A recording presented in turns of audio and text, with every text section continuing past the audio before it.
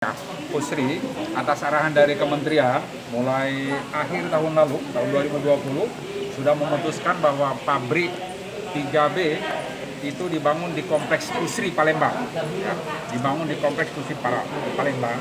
Itu pabrik baru itu untuk mengganti pabrik yang lama, yang pabrik 3 dan 4 yang dibangun tahun 91 dan 92. Jadi memang teknologinya lama, sehingga konsumsi energinya itu boros, sehingga kita ganti dengan yang baru.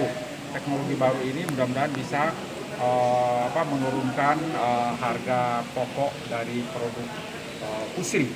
Saya kira gitu. Nah, sekarang kita minta bantu stakeholder kita, ya ini Pak Gubernur dan juga DPRD untuk ikut memikirkan bagaimana jalur untuk shipping out dari produk-produk Pusri ini tidak terhambat akibat memang pendangkalan. Pendangkalan itu semua orang sudah tahu, kan setiap tahun ada sedimentasi, dan itu kalau kita tidak atasi sekarang, kita khawatir nanti 3-4 tahun ke depan, dikala pabriknya sudah beroperasi, diharapkan tahun 2025, itu mungkin ada kendala.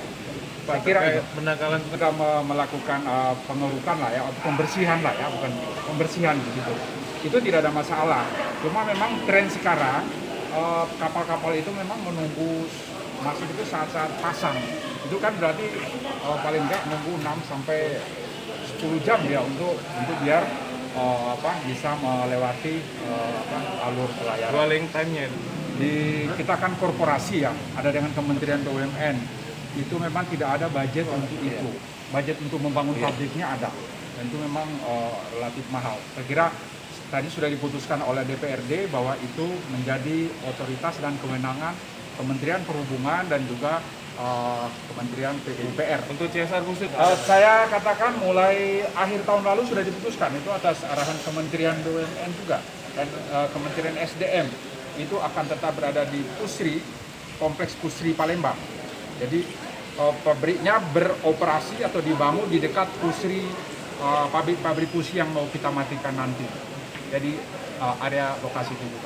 Jadi kecil tonasenya, yang sekarang kita 5.000-6.000 ton saja yang kita bisa angkut keluar, dan itu butuh waktu lama karena menunggu air pasang. Ada perbedaan pendapat nggak Pak dari tahun ini ke tahun yang sebelumnya? Tahun lalu nggak bisa dibedakan karena tahun lalu kan karena pandemi hampir semua perusahaan kena, tapi kita tahun lalu masih tetap melebihi target yang ditetapkan oleh pemegang saham. Alhamdulillah kalau dibantu, jadi paling tidak shipping out kita bisa menjadi terjamin ya, continue, dan tidak harus menunggu air pasang lagi, tapi bisa continue kita lakukan, dan mungkin lebih besar kalau memang itu diperdalam.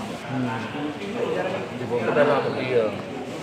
Jadi sepanjang 100 kilo itu sudah ada titik tertentu lah yang paling dangkal itu adalah berapa meter Pak? Macam-macam. Pokoknya sekarang yang itu yang terendah itu -4. Sudah berapa lama Pak tidak dilakukan pengerukan? Pengerukan terakhir tahun 2015 oleh Lama Pak ya? iya. Nah itulah makanya kita dorong ini karena kondisi sungai, terutama sedimen dan lumpur itu sudah sekarang sudah cukup tinggi kan, untuk segera dilakukan pengerukan. Kalau tidak kapal-kapal besar akan tidak bisa berlabuh. Untuk APBD provinsi tidak bisa menganggarkan itu? Provinsi, pemerintah provinsi tidak, makanya kita mendorong ke Anggaran berapa itu Pak? Untuk anggaran pengerukan ini sendiri Pak yang sudah pernah dilakukan? itu karena sekarang sudah variatif Mas, karena itu kan panjang sekali kan, itu kubisasi. Kak, dulu kan selalu ada cara terakhir 2015, setelah itu udah pernah lagi. Pelindo dulu kan, kan?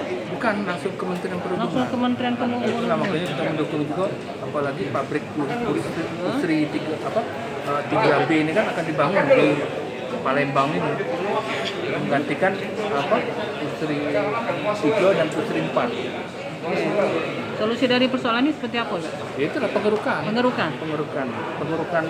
air sungai.